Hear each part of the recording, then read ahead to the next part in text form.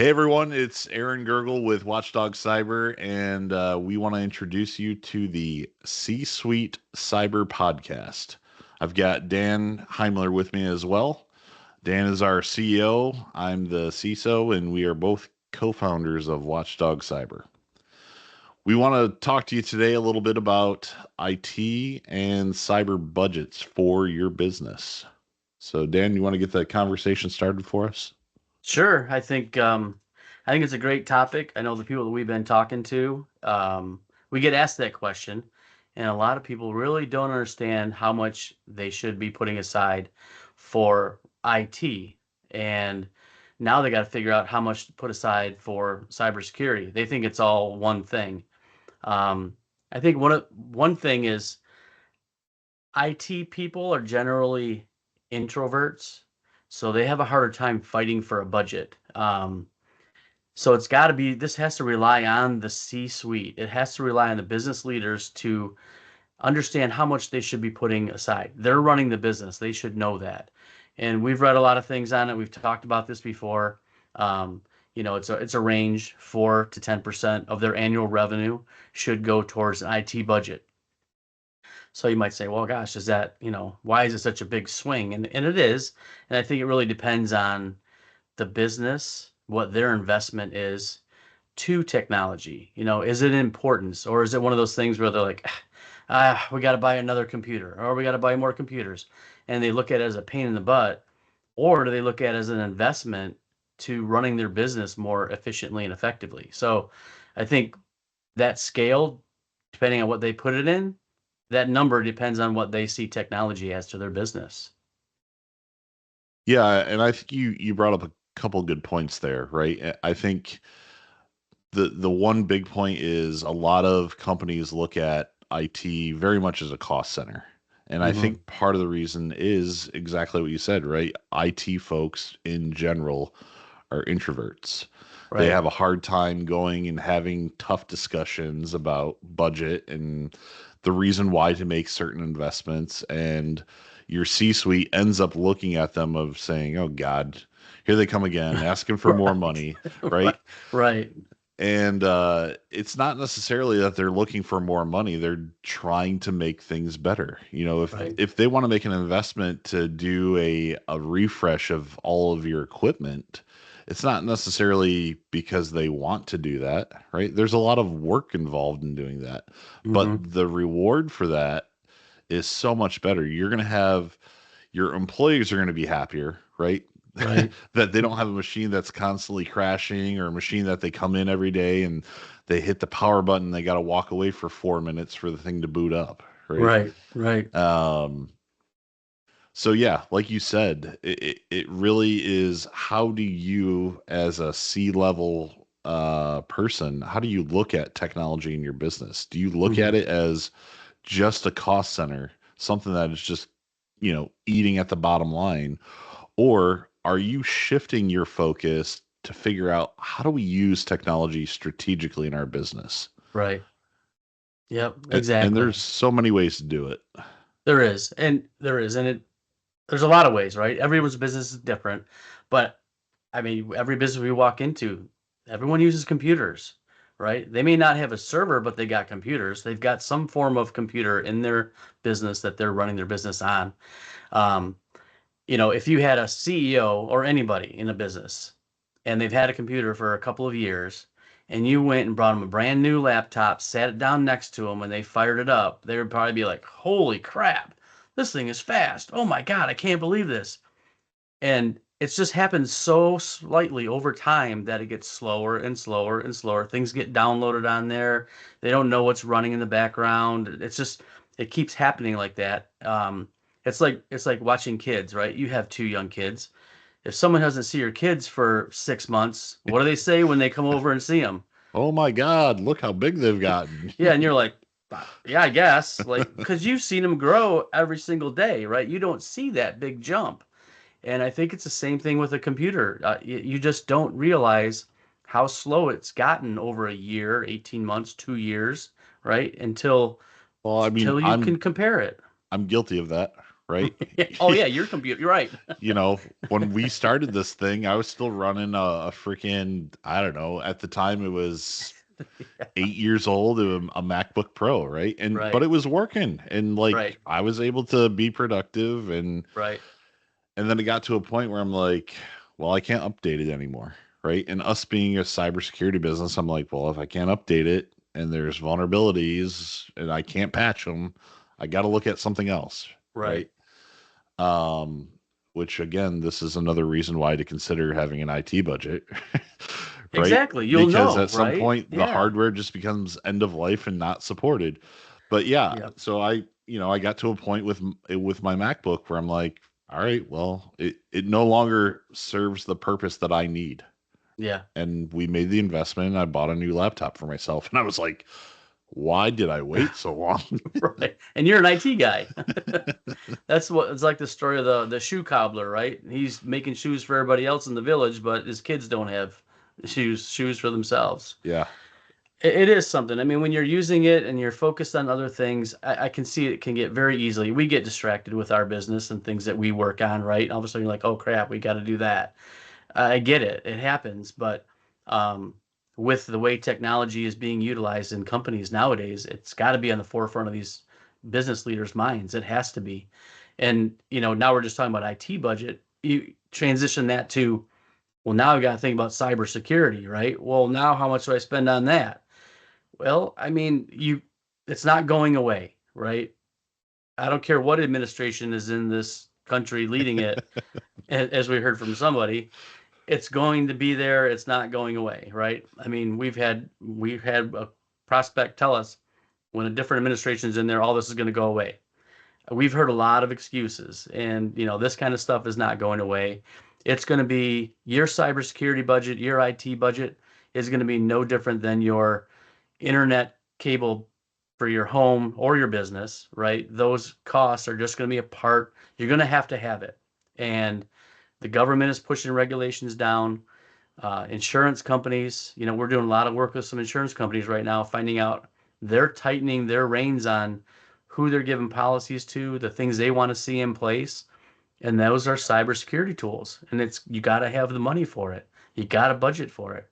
So thinking about 10% of your revenue as IT budget, 20% of that should go towards cybersecurity.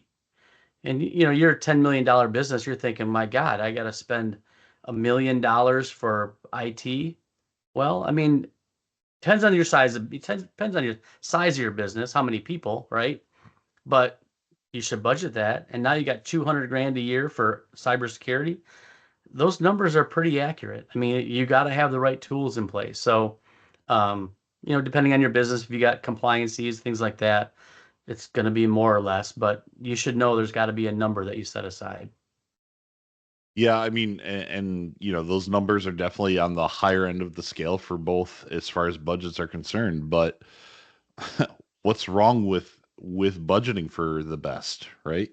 If you budget for at least what the best could be, and you're not necessarily spending that budget, there's nothing wrong with that. You know, Right. I managed a school district for a long time, right? And so my budget was $1.5 million every year. And I treated that money as if it was my own bank account, right? Yeah. Because I'm Yeah. like, I want to be responsible with it. I don't want to just spend $1.5 million every year for nothing. So, I built budget spreadsheets and I tried to figure out, all right, well, these are all the subscriptions that we have annually. These are all the hardware. These are all the pieces of hardware that need to be refreshed this year, and so on and Hmm. so forth. Right. I can proudly say I always stayed within my boundaries. I can proudly say, uh, within staying within those boundaries, we were able to build a pretty significant rainy day fund, right? And so when COVID happened, Hmm. we weren't scrambling to figure out, well, shoot, how are we going to get additional devices in these kids' hands? Yeah. Shoot, how are we going to get additional devices into staff's hands, right? Like Yeah. we had the rainy day fund. Just because you Yeah. have $1 million budget on a $10 million company, you don't have to spend 1 million, Right. right? But at least budget for it, and then whatever you don't spend, put it in some type of fund equity. And if you're smart about that, even you can make that money work for you. Right. Well, true. Yeah. Yeah, that's a good point. But you're right. Not necessarily um spending all the money in the budget, but having it. I mean, who saw COVID coming? Nobody, right? Right. And who knows what's going to be next or what could happen? Who knows how the business industries can change? I mean, you never know what's going to happen. But that's a great point. And I think when you start to budget like that and you start looking at replacement of hardware, you look at licensing, you're looking at all these things, you can start to forecast, right? You can start to forecast where that money is going to go. Um, and you know what? Heck, if you've got a laptop for 3 years and you're on a 3 year cycle, if you couldn't replace it for another year, you probably could get by, right? But at least you know you're not going to be stuck like, you were a different case. You wanted it for 10 years, so you kept it for that long, right? Right. But in a business, could you imagine being onboarded in a new company and they're giving you a laptop, that's 7 years old or an iPhone 8. Here's your new phone. Like, what Right. is this? Like, Right. you'd wonder like what the heck is going on here. So, But um, we also have customers, right, that yeah, she doesn't necessarily have a budget. right. Um, but she knows she's got to upgrade equipment. Yeah, And what are they doing? They're skimping out, yeah, and they're buying equipment that in all essence, yeah, it's brand new out of the box, but as far as spec, right. it barely meets the requirements of the Yeah, technology from 10 years ago. right. And that's the thing too, right? You should have somebody you can confide in. You should have an advisor, right? Somebody should be advising you. If you're not versed in IT or computers, especially with the resources that we have or any other MSP, somebody that is actually selling laptops or hardware, anything like that, they can get better equipment that's got the right specs, that is probably in line with this off the shelf Best Buy stuff or off Amazon stuff that people are just like, oh, I need a computer. You have no idea what's inside. Why would you just grab something? You need to do an assessment. What are you using it for? What is it for? How are you using it? What's going on with it? And I mean, the thing we see everybody buys, they buy a Windows Home version. Like, it doesn't work in a business environment. Like, what? It And you've got doesn't. to upgrade and change, and it's a pain in the butt. It's like, why do they do that? And they just don't know. I mean, I think that's a good point to hit on too, is like if you are a small business and and the customer we just talked about isn't the first customer that we've dealt with like this, right? Right. I can remember even in a previous role, we had a customer who was pretty large engineering firm. And anytime they did any type of network upgrades, it's like they handed the company credit card to an engineer and said, well, go upgrade the network, right? And Right. so then they go to the store and they buy Oh, a Netgear wireless router. They introduce it into the right. network and then they break a whole segment of the network, right? Jeez. Um, thinking about just going back to the thought of a laptop, if you've got folks that are working remotely or in a hybrid situation, or you've got maybe you do have people in the office, but they're sales, right? So they're always on the move. Mm-hmm. And they've got a laptop that is running Windows Home Edition, which doesn't support any type of encryption. Right. And let's say they just go, they go to Starbucks. They get a coffee. They got to use the restroom. They get up, they leave the machine sitting there. Now, what's to stop somebody from just coming over and swiping that machine and walking out the door with it? Right. And if the drive is not encrypted, all that data is available to anybody, Yeah. right? Like they don't necessarily need the login to get into the machine. They could rip the thing apart, Yep. use an adapter, hook the hard drive up, and the data is just accessible. Yeah. So, I mean, these are the things to think about, especially when it comes to hardware upgrades and just budgets in general, right? Right. Yep. Be a little graceful with your IT guy. He's not just Yeah, trying to spend money to spend money. right. At least be in the conversation. Try to understand. You don't need to understand the intricacies of IT, but start to understand some of the tools, right? Learn a little bit about what he's trying to do. Um, don't just kind of hand it off and be like, "Oh, we're all set. We're good. He's doing it." They are doing their best, and they're not being heard. That's what we've seen.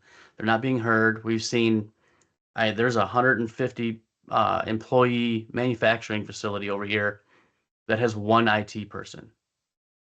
There's just no way one person can do all that. And how many other And hats does she wear?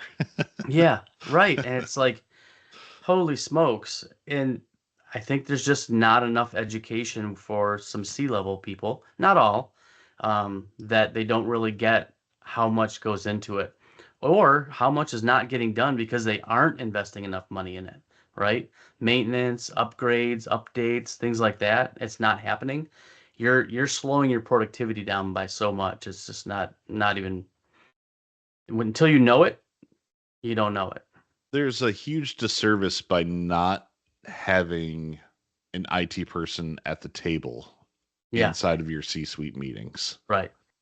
Yep. Um, because as introverted as these guys are, they're also brilliant, right? And so if you guys are talking about, a specific issue, there might be some type of technology out there in which can Right. help solve that problem. Exactly. But we're finding, just again talking with a lot of folks, the folks that have internal IT departments, um, they often don't get a seat at the table. Right. uh, because again, they're looked at as a cost center department of the company. So Right. Yep. I think there are so many ways in which technology can help a business nowadays. I think a lot of your IT folks, whether you're working with an MSP or if you've got an internal department, I think we have all seen how IT can benefit a company. Hmm. And it's important. It's important because it can transform your business overnight, depending Right. on what's implemented and how it's implemented, and boost your productivity and increase your employees' satisfaction and all Right. sorts of things. Right. Um, the other thing that you and I talk about all the time, especially when thinking about the cyber piece of it, is yes, cyber is going to be an additional expense, Hmm. but everybody is always looking of how do we make ourselves unique in the marketplace, right? Right. Yep. Everybody sucks at cyber, right? And if you're looking to differentiate yourself, start throwing money at it. Right. Start throwing money at actually protecting your business and protecting your data, and start promoting it. You Right. might even be able to start charging more Yeah. because you can confidently say, yeah, we made a huge investments in security. We're doing all these things. Hmm. Hell, make a subpage on your website showing all the things that you're doing, Right. right? And then you can command higher prices. You can Right. command a premium compared to your competition. Right. Because you know what I hate? I hate turning on the news or scrolling through social media or getting a letter in the mail saying, "Oh, by the way, your Yeah. data's been breached again." Yeah. We got But breached. it's Sorry. okay. We've got a year of Yeah. of credit monitoring for you that we're going to provide you with. Right. How many years you're gonna get? You know what I mean? Well, this morning AT&T came out, right? Everything's been breached. I mean, this is just happening over and over and over. We see it every day. We see it every day because that's what we do, right? Yep. Company that, an attorney, a law firm or a CPA firm or a manufacturing business, they're not looking at this stuff. They go, "Oh, I hear about it." When I tell people we do cybersecurity and compliance, they're like, "Oh, wow, yeah, that's ooh, oh boy." And I'm like, "What do you know about it?" Well, I mean, it's bad. I mean, we're all set. Like, okay, well, no, you're not, but when you're ready, we can help you. And it's got to be more than just that, right? They have to know more about it to know, like, yeah, we protect our endpoints. I mean, if somebody said that to me, I'd be like, wow, really? Holy crap, you actually are doing, you know what's going on, Yeah. but they don't. They have no clue. And nothing against those guys. That's why we're having this conversation, right? This is more for the C-suite because they have to have more a better understanding of what's going on with their IT, with cybersecurity, because they're a sitting duck, right? They're a target for these criminals. So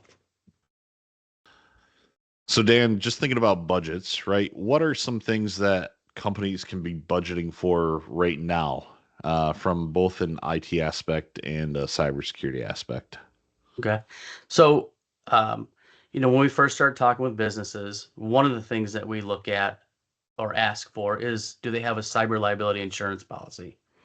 Um, like we said in the beginning of this, insurance companies are driving cybersecurity requirements. The government is driving that also. Um, cyber cyber liability insurance companies, they're looking for certain things to be in place. One that they don't want to have to make a payout on a claim. So looking at investing in security awareness training is a good piece. Endpoint protection is another good piece. A password manager is something that should be in place. Multi-factor authentication. Those are probably four of the basic things that we see on a policy. Depending on the size of your company and how much security you want to go into, we can start talking about having a SOC and SIEM and we have tons of acronyms we can throw out, but it's just another layer of security. Um, but we find companies that are not using strong passwords. And that's like first and foremost the thing that they should be looking at. Even without spending a nickel, you can start putting strong passwords in place, right? Sure. So, and I get people are just so used to, Fluffy 123 or Hawaii 2024. That's my password. Yeah, that's all well and good, but it is not going to protect your business, right? Um, we talked a little bit about social engineering. They're looking for things on social media. They're looking at you and finding out things that what you would probably use as a password. So, passwords, endpoint protection, security awareness training is a good one, and multi-factor authentication. You can start looking at backups, right? Encrypting your data. So this is going to be a journey for some companies, especially if they've done nothing yet. But you got to start somewhere. At least align your security tools with your cyber liability insurance policy, so that if something happens, your policy will pay out. Yeah. Yeah. I think you just brought up something that I think is very critical, right? In that being cybersecurity is a journey. It's not just a one and done Right. implementation. It's going to be something that you're always addressing, and Yep. there's always going to be different budgetary needs, because things are shifting daily. Yeah. Well, the thing is, a lot of the tools in cybersecurity are for managing and monitoring, right? It's not something I just buy and install and let it sit there. That doesn't work. Right. And that's another part of education for people to understand. Even some IT people, right? You don't just buy, I'm not going to go buy security awareness training and not implement it. Like, what is that going to do? Well, it might check your box for your cyber liability insurance, but when they start asking how many phishing simulations do you do, is everyone taking the test? Is everyone getting? They'll be like, well, we're not doing that. We bought it. Well, then guess what? Eh. Yeah. It's not gonna pay out, right? You have to use those things, and monitoring is a big thing. We talk about antivirus and firewall. And there's a lot of companies that have those two things. That's not keeping up with what's going on today, and it changes daily. It's just not going to help them. And especially if it's not being managed, right? So you Yeah. can't just buy one thing and think you're going to be safe. Yeah. So I think to, wrap up this conversation, it's important that business leaders think about budgets in general, right? Hmm. We talked to a lot of companies that just they kind of run by the seat of their pants, which I think is pretty common in most small business. Um, but I think they're doing a disservice to themselves, right? Right. By Right. implementing a budget towards your IT spend and then also tacking cybersecurity into it.